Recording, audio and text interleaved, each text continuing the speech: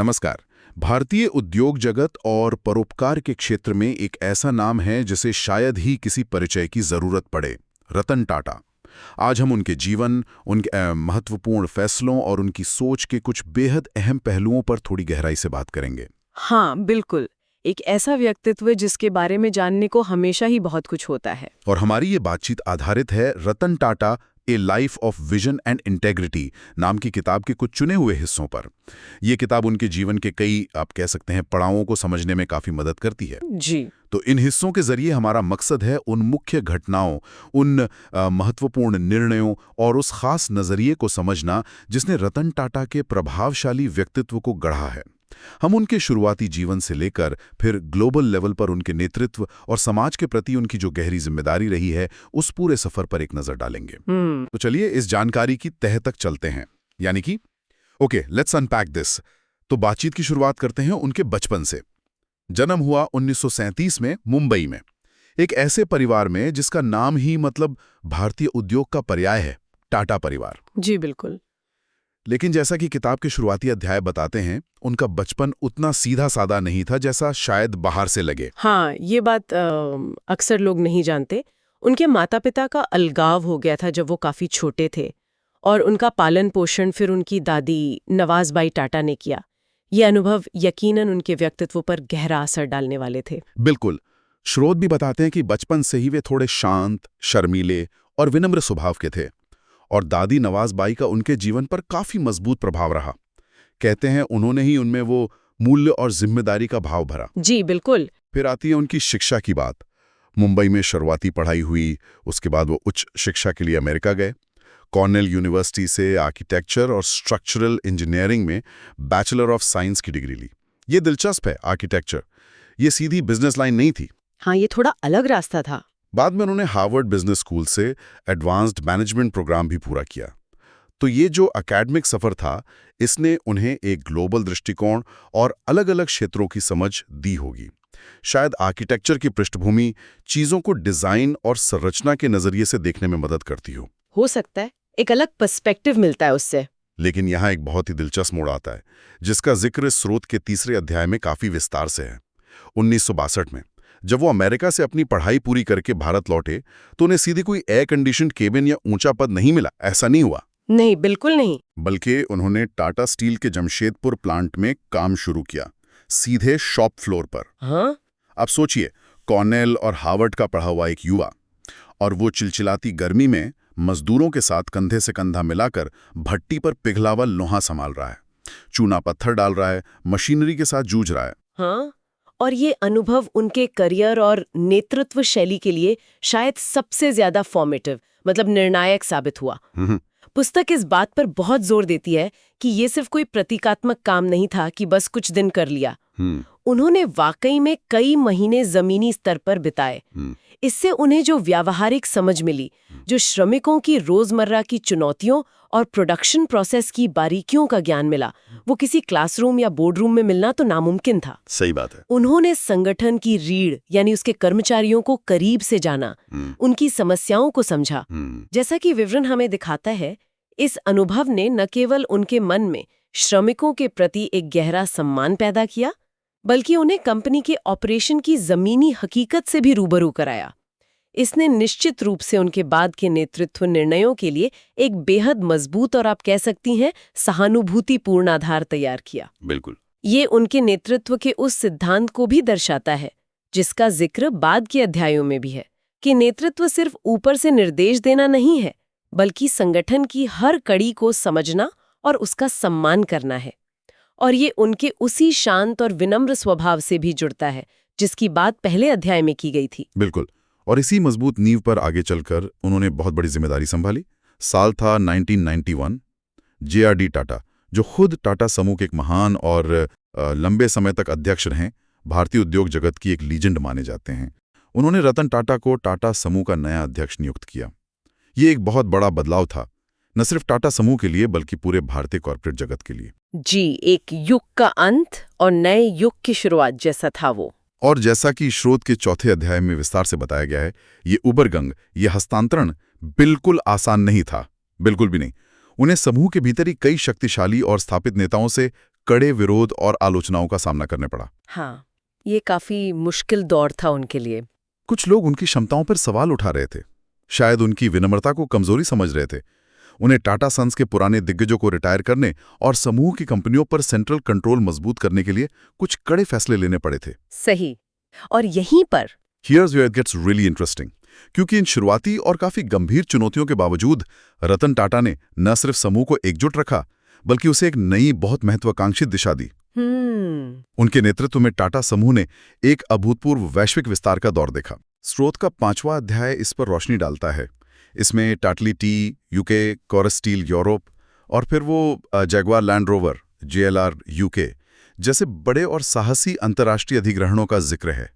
ये सिर्फ मामूली सौदे नहीं थे, ये बहुत बड़े दांव थे। दुनिया भर का ध्यान खींचा इन्होंने। यहाँ दिलचस्प बात यह है कि What's fascinating here is ये अधिग्रहण केवल टाटा समूह का आकार या रेवेन्यू बढ़ाने के लक्ष्य से नहीं किए गए थे। हालांकि वो भी हुआ, जाहिर है। पुस्तक के विश्लेषण के अनुसार इनकी स्ट्रैटेजिक अहमियत कहीं ज्यादा गहरी थी। अच्छा, कैसे? इन्होंने टाटा समूह की पहचान को मौलिक रूप से बदल दिया। एक मुख्य रूप से भारतीय समूह से एक वास्तविक वैश्विक मल्टीनेशनल कॉरपोरेशन यानी MNC बना दिया। टाटली ने उन्हें ग्लोबल पे बाजार में मजबूत पैठ दी। कोरस स्टील का अधिग्रहण, जो उस समय किसी भारतीय कंपनी द्वारा किया गया सबसे बड़ा विदेशी अधिग्रहण था, उसने टाटा स्टील को दुनिया के टॉप स्टील उत्पादकों में ला खड़ा किया। बाप रे, हाँ, बहुत बड़ा कदम था वो। और जगुआर लैंड रोवर का अधिग्रहण तो खास तौर पर उल्लेखनीय था। स्रोत बताता है कि उस समय JLR भारी घाटे में चल रही थी। कई ऑटोमोटिव विशेषज्ञ इसे एक बेहद जोखिम भरा, लगभग आत्मघाती कदम मान रहे थे। मैंने भी पढ़ा था इसके बारे में। लेकिन रतन टाटा और उनकी टीम ने इन प्रतिष्ठित ब्रिटिश ब्रांड्स में भविष्य की अपार क्षमता देखी। ये उनकी जोखिम लेने की क्षमता और दूरदर्शिता का एक बहुत बड़ा उदाहरण है। इन अधिग्रहणों ने न केवल टाटा समूह को वैश्विक मंच पर स्थापित किया, बल्कि ये भारतीय उद्योग की बढ़ती महत्वाकांक्षा, आत्मविश्वास और वैश्विक क्षमता का प्रतीक भी बन गए। बिल्कुल। ये उनके उस दूरदर्शी नेतृत्व को दर्शाता है जिसका जिक्र अध्याय 4 में है। वो भविष्य की संभावनाओं को देख पा रहे थे और उसके लिए बड़े साहसिक कदम उठाने को तैयार थे, भले ही शुरुआत में संदेह और आलोचना झेलनी पड़ी हो। सही कहा। वैश्विक विस्तार के साथ साथ उनकी नज़र भारत की ज़मीनी हकीकतों और आम आदमी की ज़रूरतों पर भी बनी रही, हमेशा।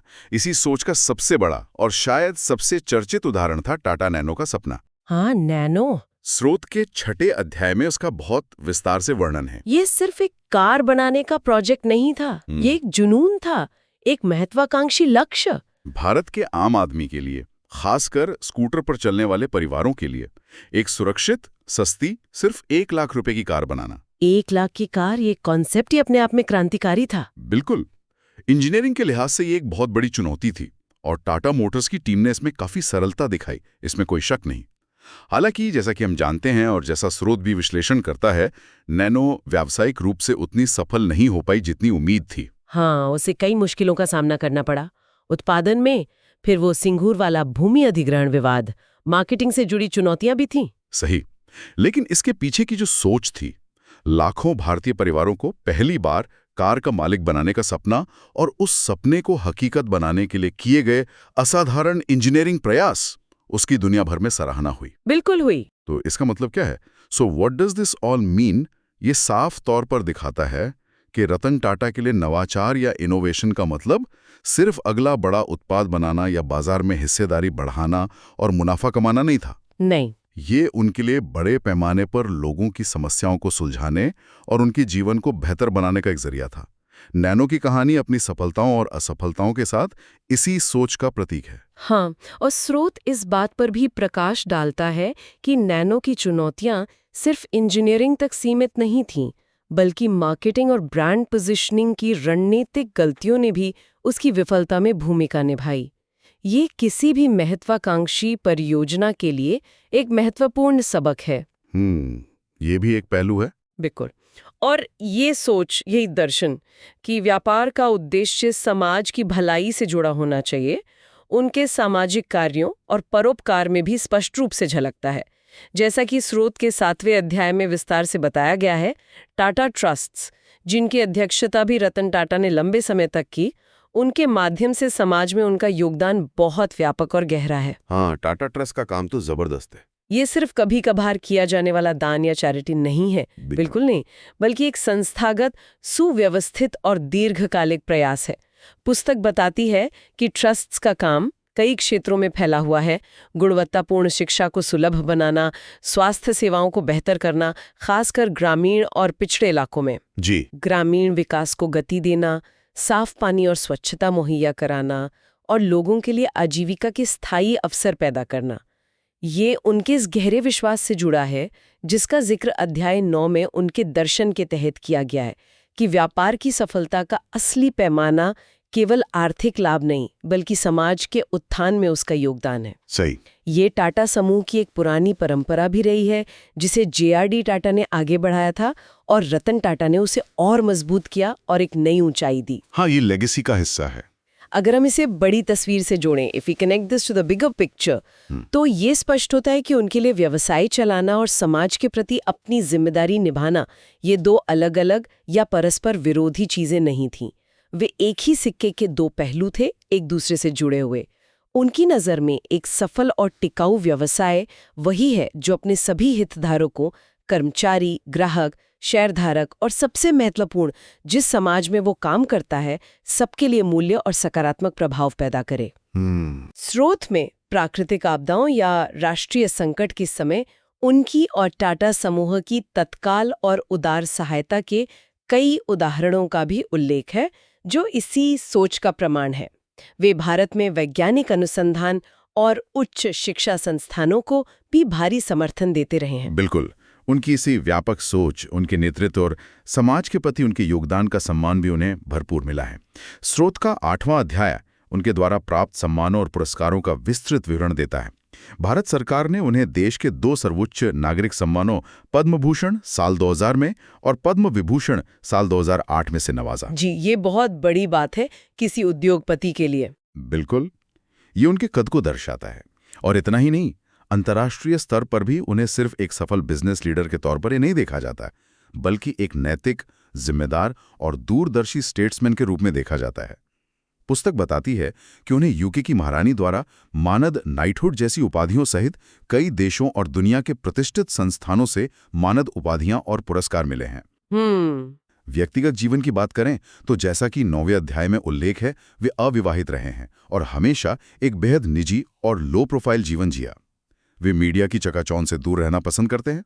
सार्वजनिक जीवन में ज्यादातर अपने काम और विचारों के लिए ही जाने जाते हैं, अपने निजी जीवन के लिए नहीं। हाँ, ये उनकी खासियत रही है। स्रोत इस बात पर जोर देता है कि वे सादगी, ईमानदारी, विनम्रता और कर्तव्यनिष्ठा जैसे मूल्यों को बहुत महत्व देते हैं और उनका जीवन इन मूल्यों का प्रतिबिंब रहा है।